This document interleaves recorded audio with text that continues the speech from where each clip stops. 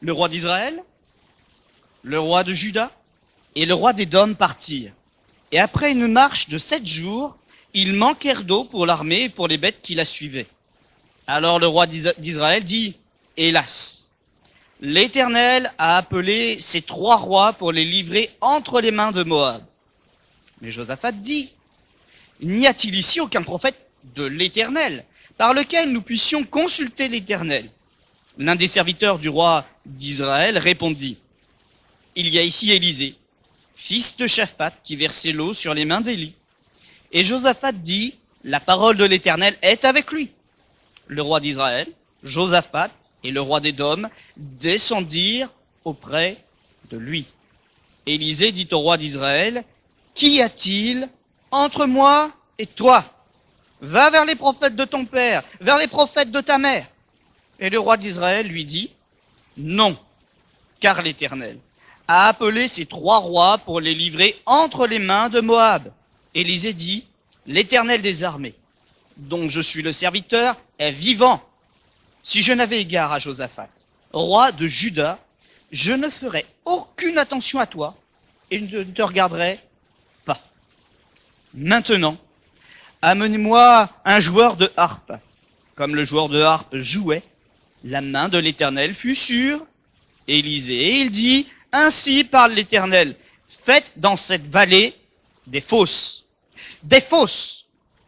Car ainsi parle l'Éternel, vous n'apercevrez point de vent, et vous ne verrez point de pluie, et cette vallée se remplira d'eau.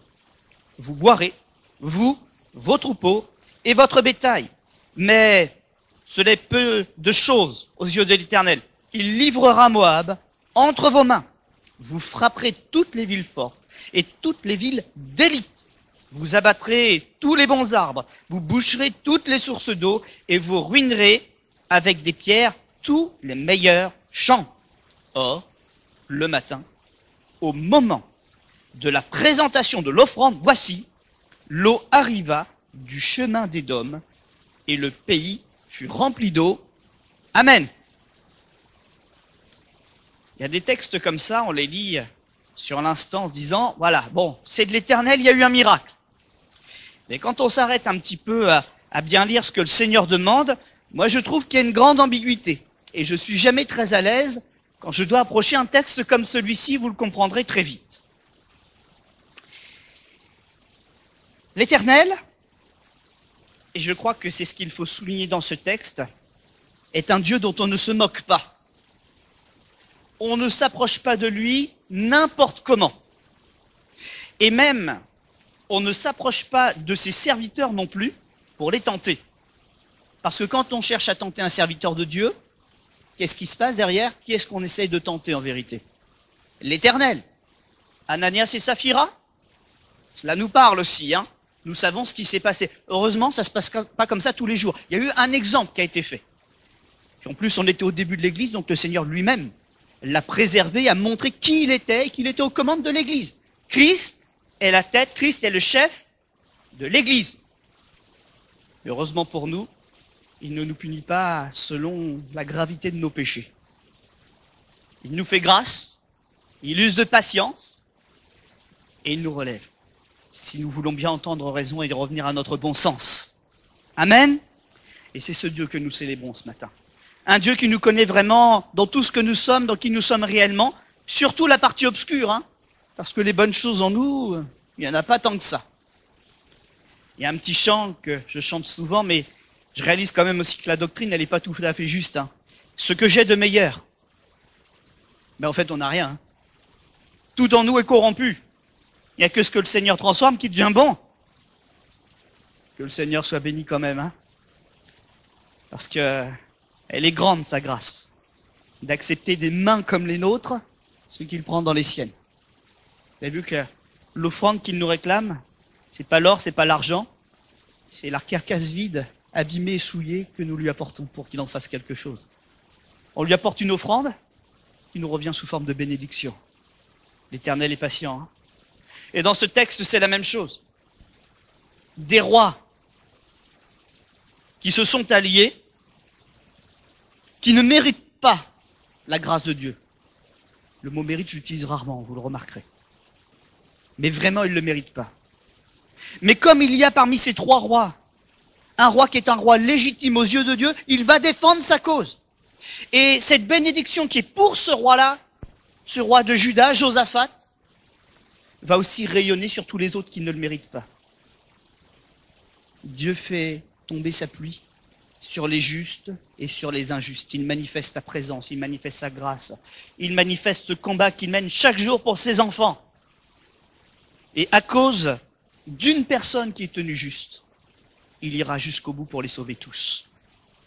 N'empêche que le texte nous dit plusieurs choses que je trouve à la fois tristes et à la fois merveilleuses. Le texte que nous avons lu ensemble nous parle d'une parole prophétique comme j'aimerais pas en avoir tous les matins dans l'église. La réponse de Dieu au travers du serviteur Élisée, ce qu'il demande de faire à ses rois et à leur armée pour recevoir la bénédiction, ce n'est pas juste de se tenir prêt, c'est de faire quelque chose de particulier. Vous avez lu ce qu'il leur a demandé de faire? Qu'est-ce qu'ils doivent faire dans la vallée?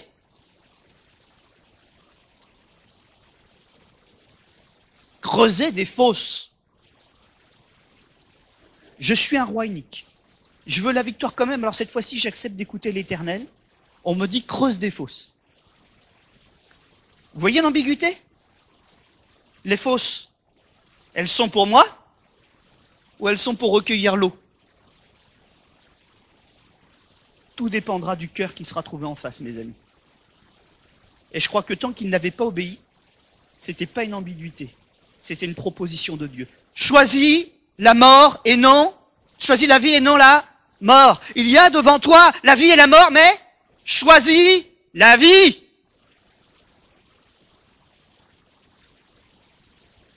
Et je crois que ce qui a fait réagir ces rois ce jour-là, c'est d'être en face de cette proposition. Heureusement pour eux, ils ont fait le bon choix.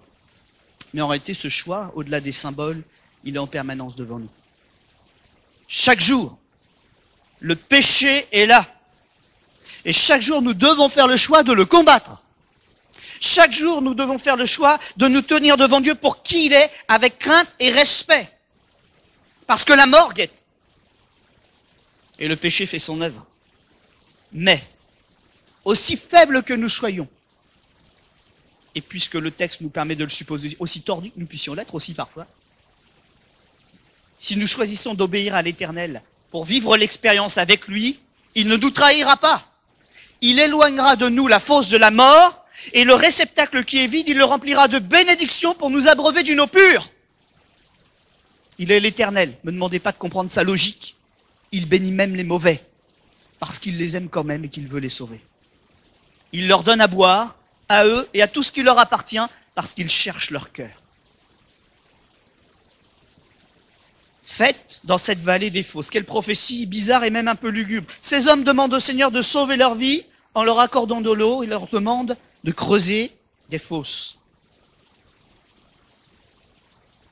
Au moment particulier de l'offrande, nous voyons que le Seigneur a fait lui aussi son choix. Il a sondé les cœurs. Il sait vraiment quelle est la position de cet homme-là au moment où il les appelle à le rencontrer en face. Le moment de l'offrande. Le moment où ils doivent présenter quelque chose devant l'Éternel. Et ce quelque chose, à ce moment-là, bien sûr, nous connaissons les textes de l'Écriture, les bœufs, etc. Mais premièrement, c'était les cœurs. Il a sondé les cœurs plus que tout à ce moment-là.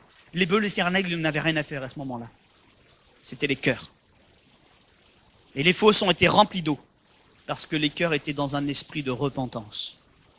Un esprit où ils avaient vraiment plié le genou devant la volonté de l'Éternel. Mais l'Éternel est grand. Et il ne veut pas qu'on l'adore pour des bénédictions. Il veut qu'on le craigne parce qu'il est l'Éternel. Aussi, il ne s'est pas arrêté à répondre à ce qu'on lui a demandé.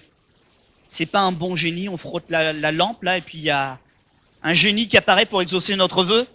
Il n'est pas ce Dieu-là, il ne veut pas qu'on le considère comme cela. Il est le Dieu qui a une volonté. Et sa volonté, c'était pas simplement de répondre à ce qu'on disait, ça c'est sa bienveillance, c'est pas sa volonté. Il faut pas confondre les deux. Bienveillance et volonté de Dieu, c'est pas pareil. Sa volonté, c'était que Josaphat, le roi qu'il a choisi, triomphe. Même si ce roi, finalement, il s'est allié à deux qui n'étaient pas de Dieu. Il s'était laissé influencer au mal, à s'allier avec des gens qui n'avaient rien à faire là. Une mauvaise alliance, que Dieu ne pouvait pas cautionner. Mais Josaphat était là. Et il n'a pas enterré son serviteur, il l'a relevé de la tombe. Il lui a accordé une eau vive pour qu'il vive et qu'il aille plus loin dans sa foi. Nous le disons souvent, mais nous ne le comprenons pas assez. Il n'y a pas de salut si Jésus n'est pas le Maître. Il est l'Éternel Tout-Puissant. Et ce que nous vivons en bien, nous le vivons en bien, non pas parce qu'il est Dieu et qu'on lui demande, nous le vivons en bien parce qu'il est Maître et Seigneur de toute création. C'est sa volonté qui s'accomplit. Kélita nous faisait chanter que c'est pas de saisir la main de Dieu qui est important pour avoir une bénédiction, c'est ça le sens de chant qui nous était donné tout à l'heure. Certains ne voient que la main qui donne. Le chant nous disait bien, ce que je veux réaliser, ce que je veux comprendre, c'est que c'est ton cœur que je dois saisir, c'est à moi d'aller le chercher. Ton cœur est là, mais il faut que je transforme ma vie, il faut que je devienne pur pour pouvoir être présenté devant toi et avoir cet amour. C'est ça qui disait le chant tout à l'heure. Et c'est vrai. C'est vrai.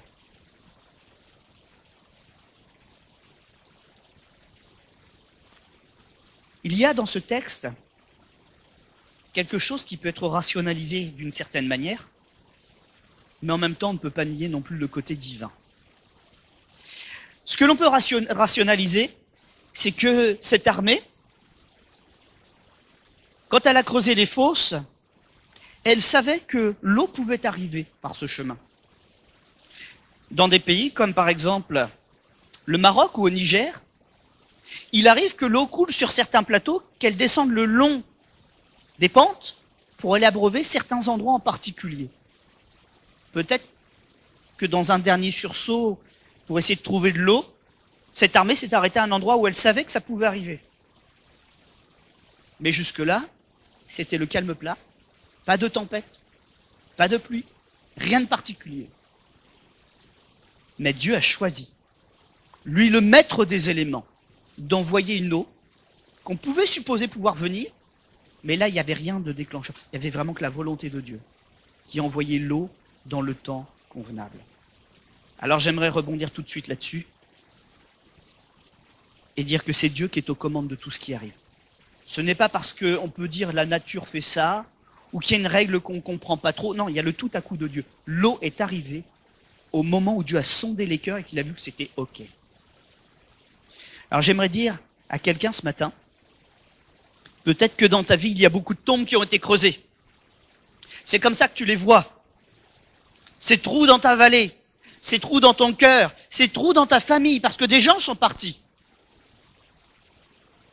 Mais tout dépend de toi ce matin. Tout dépend de toi. Le Seigneur ne te laissera pas vide. Si tu veux que ces trous soient comblés par la grâce de Dieu, cette grâce déferlera depuis la montagne de Dieu jusque dans ta vie. La source, elle est là-haut sur la montagne. Elle peut couler jusqu'à toi. Ce qui vient d'en haut est prévu pour couler jusqu'à toi. À quoi tu t'attends ce matin? Qu'est-ce que tu veux recevoir? Quelle est la richesse que tu veux engranger ce matin? De quoi veux-tu nourrir ton âme? Il y a des eaux vives qui t'attendent.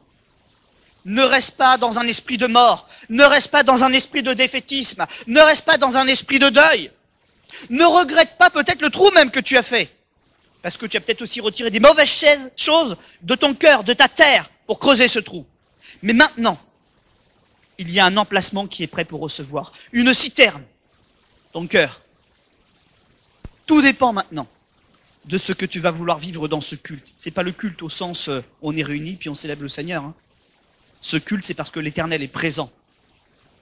Qu'attends-tu de l'Éternel ce matin? De quoi veux-tu qu'il te remplisse? Quelle chose nouvelle veux-tu qu'il accomplisse dans ton cœur et dans ta vie pour glorifier son nom et dire ce matin, oui, moi l'Éternel, j'ai eu un culte agréable. J'ai vu ton cœur, j'ai pris ton offrande, j'ai rempli la citerne de ton cœur. Ce qui était une fausse voie à la mort, je l'ai rempli de ma vie.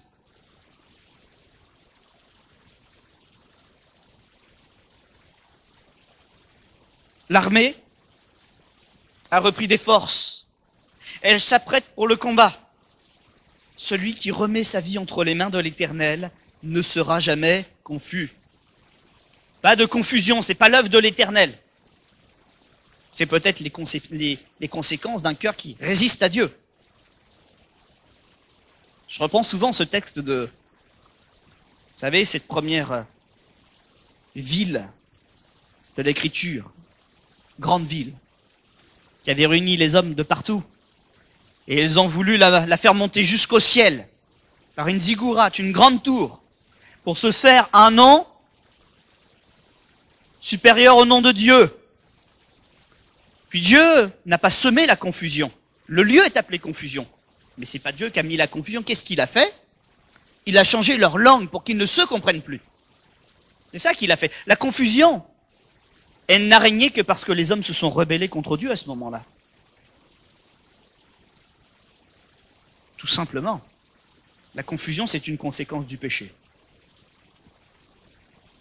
Celui qui remet sa vie entre les mains de Dieu ne sera jamais confus, aveugle, désespéré ni perdu.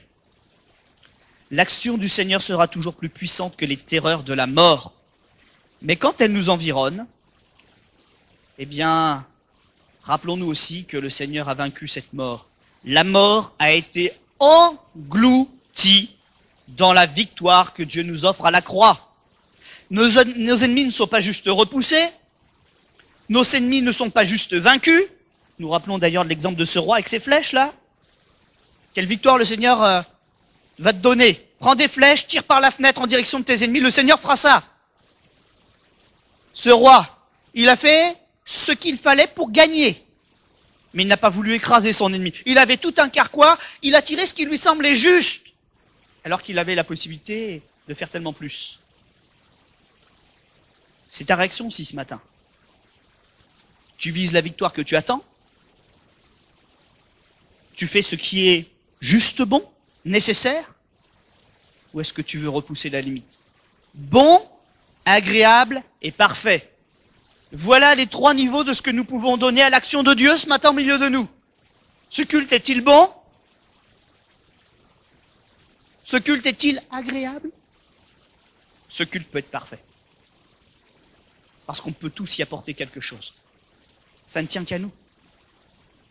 La qualité de ces rassemblements, c'est pas seulement la qualité des serviteurs et des servantes de Dieu qui apportent ce qu'ils ont reçu du Seigneur, avec leur cœur, avec leur technique, avec leur foi, avec l'esprit, mais c'est ce qu'on y apporte chacun. Celui qui remet sa vie entre les mains de l'Éternel ne sera jamais confus. Et pour lui, la mort sera engloutie dans la victoire de Christ. Aucune des stratégies les mieux pensées ne peuvent rivaliser avec la puissance de l'Éternel. Puissance qui bouleverse toutes les situations à l'avantage de ses enfants. Alors il n'y a pas de défaite ce matin. Il y a l'attente d'une victoire. Il n'y a que ça pour nous ce matin. Bien sûr, il peut y avoir parfois un genou à terre, mais le Seigneur ne nous enfoncera pas. Si le genou est à terre, la première chose qu'il fera, c'est de nous prêter son épaule pour qu'on l'attrape et qu'on se relève. 7 fois le juste tombe, et grâce à l'Éternel, toujours il se relève. Voilà ce qui est prévu pour toi ce matin si tu écoutes l'Éternel. Voilà ce qui est prévu pour l'Église ce matin, si elle suit l'Éternel. Voilà ce qui étend cette ville et ses environs, si ce matin, le message de l'Éternel véhicule jusqu'à l'extérieur de ce lieu. Par votre témoignage, par votre foi, par votre combat. Voilà ce qui attend ce monde. Des fausses, il y en a partout autour de nous. Nous sommes dans une de ces vallées. La mort règne. Mais ce matin, nous pouvons être les porteurs d'eau. Porteurs de la grâce. Et remplir ces citernes pour que ce peuple, nombreux derrière, qui ne le mérite peut-être pas d'ailleurs, mais peu importe, le jugement ne nous appartient pas, on est des mauvais juges. Jésus seul est bon juge. Et lui, ce matin, il ne nous a pas demandé de condamner le monde, il nous a demandé de l'abreuver. Et il nous remplit pour que nous y allions tout à l'heure. Par nos prières, dans notre intercession, par les gens qu'on croise dans nos rues, par les familles qu'on va retrouver, ils sont restés à la maison, c'est pas grave. Nous, on y retourne à la maison, avec la parole. Le Seigneur nous l'a promis. Si tu crois, des fleuves d'eau vive jailliront de ton sein. Vous êtes des sources maintenant. J'allais dire sourcés, non, c'est pas français. Sourçons. Remplissons ces vies de ce que le Seigneur nous a déjà accordé. Ce n'est pas une promesse à venir. Hein. La nouvelle naissance nous a reconnectés au fleuve de la vie. Nous faisons partie du fleuve. Nous véhiculons l'eau du fleuve. Abreuvons ce monde. Abreuvons ce monde. Nous avons semé, il est temps aussi d'arroser. Et Dieu fera croître. Une dernière église, dans les derniers temps, c'est possible. Le Seigneur ne nous a pas dit le contraire. Et tant qu'il ne nous a pas dit le contraire, c'est que c'est possible. Parce que lui-même se bat pour nous donner encore un peu de temps et donner encore un peu de temps à ce monde.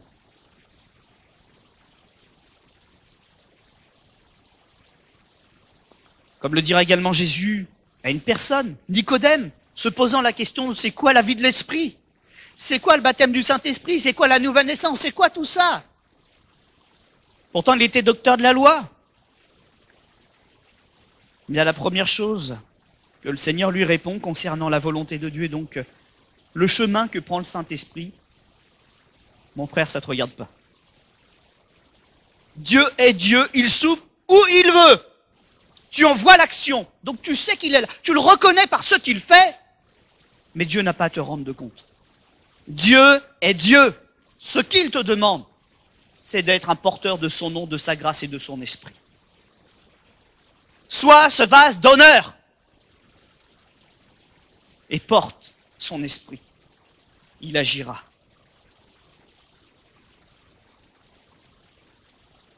Jésus ne nous mettra jamais dans une situation périlleuse, et je précise, pour nos âmes. Parce qu'il nous l'a dit aussi, hein, il nous enverra comme des brebis au milieu des loups. Donc des situations périlleuses, il y en a quelques-unes de prévues. Mais il nous donne la force nécessaire avant de nous envoyer. Il nous prépare. Alors c'est vrai que ce n'est pas enviable hein, d'aller au-devant de ces situations. Mais si nous voulons faire l'œuvre de Dieu, à un moment, va bien falloir qu'on y aille. On n'arrache pas de victoire au diable sans aller au combat. Donc à un moment, il faut faire face à l'adversaire. Il faut y aller. Mais pas n'importe comment, il faut s'être préparé. Avoir préparé son âme. Avoir engrangé le meilleur pour pouvoir en vivre et pour pouvoir en faire vivre ceux qui n'ont pas encore reçu. Jésus ne nous mettra pas dans une situation périlleuse pour nos âmes. Il nous abreuve. Et il nous a affirmé, par le Saint-Esprit, si l'épreuve venait sur vous comme un fleuve, que la tentation essayait de nous emporter vers le péché, lui a déjà pourvu au moyen de nous en sortir à moitié. À moindre coût. Victorieux. Juste. Victorieux. Amen. N'oublions jamais ça. Et si le Seigneur propose une épreuve, au lieu de nous détourner, répondons avec foi, Seigneur, si tu le proposes, c'est que c'est possible. Là où tu me diras d'aller, j'irai.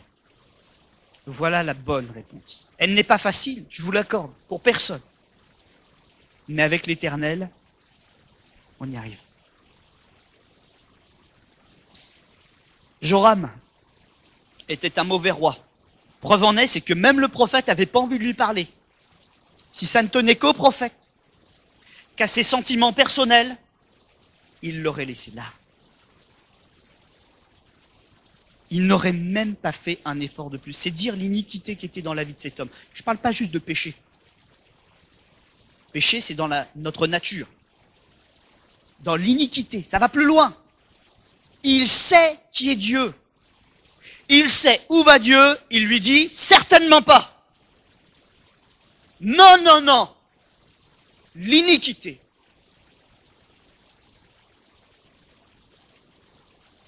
Et Élisée le haïssait à cause de ça. Mais il était l'homme soumis à Dieu. Et il a fait ce qu'il devait faire sur sa propre vie pour que les oreilles qui avaient besoin d'entendre le message de Dieu le reçoivent quand même et comme il faut. C'est pas la première fois que des hommes de Dieu authentiques luttent. Hein. Et je sais que ça vous arrive. Donc j'ajouterai aussi, et les femmes de Dieu. Nous savons, Jonas, tout ce qu'il a traversé. Nous savons à quel point il était dans l'amertume d'aller bénir un ennemi qui lui avait tout pris. De même traverser les eaux, de faire, lui, le voyage pour aller bénir ceux qui l'avaient maudit. Il n'a même pas eu la force d'aller jusqu'au bout, humainement parlant, parce qu'il luttait avec ses propres forces, ce prophète, à cause de la souffrance qu'il vivait. Il n'a fait que la moitié du travail. Vous avez déjà remarqué ça? La ville, pour la traverser, Ninive, à l'époque, il fallait 3 jours de marche. On le voit rentrer,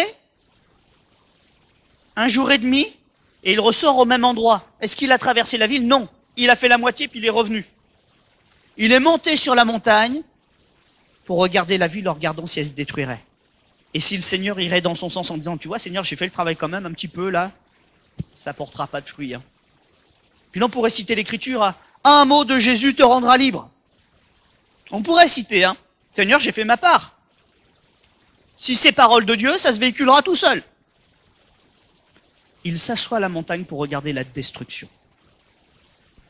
Alors Dieu fait pousser une petite plante pour lui faire de l'ombre et le calmer. Et il lui montre ce que lui, l'Éternel, est capable de faire. On a le droit d'être en colère. On a le droit d'être pas bien. Et si la personne en face de nous est vraiment mauvaise, on ne veut pas dire c'est pas grave, au nom de Jésus, je te pardonne. Hein. On a peut-être besoin d'être guéri, nous aussi. Parce qu'un être mauvais, c'est un être mauvais. Hein. La Bible nous le dit. Hein. Une personne qui fait du mal détruit beaucoup de bien. On ne va pas dire que tout va bien. Hein. Mais si le Seigneur a un plan, ne nous en détournons pas. Parce que pour Jonas, en voyant cela, c'était dur, mais ça a été le commencement de sa guérison. Et c'est tout le mal que le Seigneur nous souhaite ce matin. Pas rester dans les pensées de mort qui nous bloquent, dans notre propre justice qui n'ira pas plus loin. Il veut nous faire entrer dans sa vision pour nous guérir. Amen. Et avec ces 3 rois iniques, en bénissant 3 rois, Dieu a béni 3 peuples. On sait ce qui s'est passé pour les rois. Mais derrière, il y a tous les peuples et tous les enfants et toutes les familles qui ont été bénis. Combien là-dedans se sont repentis? Combien? Nous on regarde la surface des choses, mais l'Éternel, il regarde en profondeur, il regarde à l'avenir. Lui, il a vu tous les peuples en train de se perdre par la folie de ces hommes-là. Mais le Seigneur, il ne calcule pas comme nous. Nous, on comptait 3, et lui, il comptait peut-être 300 000. 3 millions, je ne sais pas combien il y avait à l'époque. Mais le Seigneur, il ne compte pas comme nous. Il pense à ceux auxquels nous ne pensons jamais. Il pense aux faibles qui n'ont pas eu leur mot à dire, qui ont été enrôlés dans l'armée parce que le roi l'avait dit. Qui risquaient leur vie, alors que ce n'était pas leur cause, ce n'était même pas leur foi. Mais le Seigneur les a vus. Il les a préservés. Et pour ces hommes-là, pour ces femmes-là qui espéraient retrouver leur mari ou leurs enfants, le Seigneur a donné la victoire au lieu de la mort. Et mon Dieu, ton Dieu, mon frère, ma sœur, il n'a pas changé. Il est toujours ce Jésus-là ce matin. Il est toujours cet Éternel le Tout-Puissant-là ce matin. Il est toujours Yahvé Jiré, l'Éternel qui pourvoit. C'est ce Jésus qui agit ce matin et à qui tu rends un culte, à qui nous rendons un culte. Cette fois, il en est le consommateur. Ne la retiens pas. Laisse partir ton péché. Peut-être qu'il y avait quand même quelques tombes, finalement, dans cette vallée, pour enterrer nos anciennes vies. Les choses qui nous tiennent tellement à cœur qu'elles nous séparent de Dieu, qu'elles nous empêchent d'avancer. Il y a peut-être quand même quelques fosses, ce matin, dans lesquelles il faut qu'on dépose quelque chose pour ne plus y revenir. Je ne sais pas ce que vous en pensez, mais la Bible nous parle de purifier nos cœurs. Mais pas seulement de les purifier, mais aussi encore de les travailler. Comme on travaille certaines choses qui ont encore des défauts, des scories, c'est le mot de l'Écriture. Jésus parlera aussi d'émonder certaines plantes pour qu'elles puissent pousser et être mieux dirigées, plus droites, avec une vie plus abondante dans les membres qui sont vraiment importants. que le Seigneur te donne la vie ce matin, mais qu'il te la donne en abondance. Retire ce qui te prend des forces, retire ce qui te prend de l'énergie, retire ce qui consomme la vie que Dieu veut te donner pour ton service dans des choses qui sont inutiles. Retire ce qui est inutile pour que la vie ne passe que dans ce qui est utile. Ce matin, le Seigneur veut te bénir. On incline nos fronts un instant.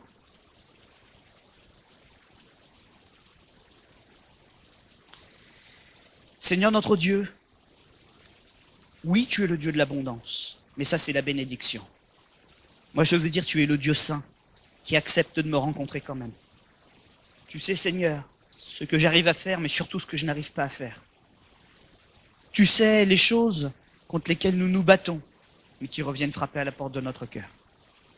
Tu sais, Seigneur, dans quel état nous sommes, mais gloire à toi, tu n'en as pas fini avec nous. Ce matin, ce n'est pas condamnation que tu prononces, c'est délivrance, victoire. Tu veux répandre ta vie et tu veux la répandre en abondance sur toute chair qui veut te suivre, qui veut t'obéir.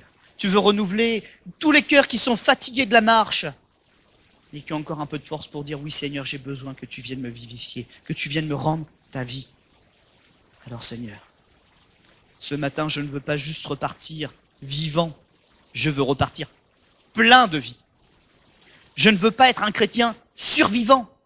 Je veux être un chrétien bien installé dans la vie que tu me proposes. Je ne veux pas me contenter du minimum. Je veux vraiment être au cœur à cœur avec toi, blotti contre toi, protégé avec toi et te servant dans les œuvres que tu as préparées. Seigneur Jésus, je ne veux pas juste la vie, je la veux en abondance ce matin. Alors je me prépare à te rencontrer et à t'honorer. Amen.